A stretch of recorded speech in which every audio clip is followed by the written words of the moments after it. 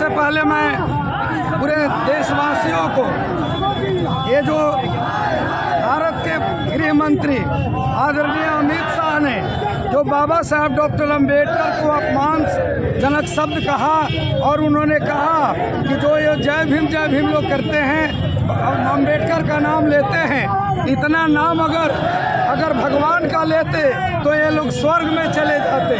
मैं उनसे पूछना चाहता हूँ कि उस समय भी उनके भगवान थे जिस समय हमारे परछाई से लोग छुआते थे, उस समय भी उनके भगवान थे जिस समय हमें अच्छा कपड़ा पहनना मना था, उस समय भी उनके भगवान थे जिस समय हमें ससुराल जाना चप्पल जूता पहन के मना था, उस समय भी उनके भगवान थे जिस समय हमें सूखी रोटी खाना पड़ता था। लेकिन आज बाबा साहब डॉक्टर अम्बेडकर का संविधान है और बाबा साहब डॉक्टर अम्बेडकर का कृतित्व है जो आज हम इस सूट बूट में नजर आ रहे हैं। तो आज माननीय जी अमित शाह भी अगर उस सदन में शपथ लेते हैं गृह मंत्री का, तो भारतीय संविधान और बाबा साहब के बनाए हुए संविधान के बदौलत लेते हैं, न कि किसी देवी देवता के बदौलत लेते हैं। इसलिए अमित शाह को हम लोग इस आक्रोश मार्च के माध्यम से इस्तीफे की मांग कर रहे हैं और जब तक अमित शाह इस्तीफा नहीं देंगे हम लोगों का यह संघर्ष जारी रहेगा। क्या लगता है, आप एक वकील भी हैं और जिस तरह से बयान आया है, कुछ लोग इसको कह रहे हैं कि ये मतलब गैर जरूरी बयान था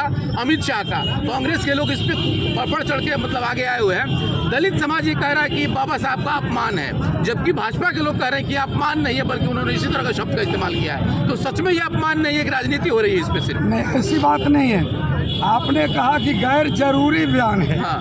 एक जिम्मेदार आदमी से गैर जिम्मेदाराना बयान की उम्मीद हम कैसे कर सकते? वो भी सदन में। तो सदन में जो सबसे बड़ा सदन होता है जहाँ से देश दुनिया के सारे भविष्य लिखे जाते हैं, वहाँ पे देश का सबसे जिम्मेदार आदमी गृह मंत्री बाबा साहब को इस तरह का बयान करते हैं, ये बहुत ही शर्म की बात है और हम लोग इस आक्रोश मार्च के माध्यम से उनको गिरफ्तार करने का। अगर वो इस्तीफा नहीं देते हैं और ये राजनीति मतलब आगे बढ़ रही है, आप लोगों का क्या कदम होगा? अगला कदम क्या होगा? सिर्फ मैं तो इस देश के दबे कुचले समाज के लोगों से, अनुसूचित जाति जनजाति के लोगों से, पिछड़ा लोगों से, सवर्ण समाज के गरीब लोगों से, सभी लोगों से, अल्पसंख्यक लोगों से मैं आग्रह करता हूं कि ऐसे बीजेपी को एक भी वोट कसम खा लेना है कि एक भी वोट नहीं देना है और अगले चुनाव में उन्हें फिर धरातल पर ला देना है। आप कह रहे हैं कि वोट नहीं देना है जी, अभी तक इसमें जीतन राम मांझी का कोई बयान नहीं आया, चिराग पासवान का बयान नहीं है, ये लोग जो दलित के नेता हैं।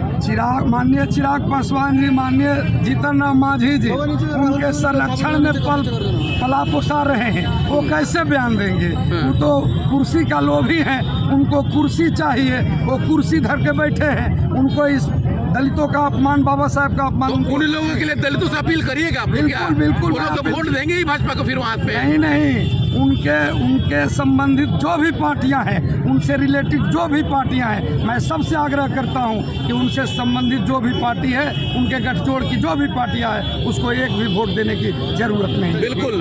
और सर क्या कहिएगा, अब तो ये अपील कर रहे हैं उन लोगों से जो SC ST के लोग हैं, माइनॉरिटी के लोग हैं।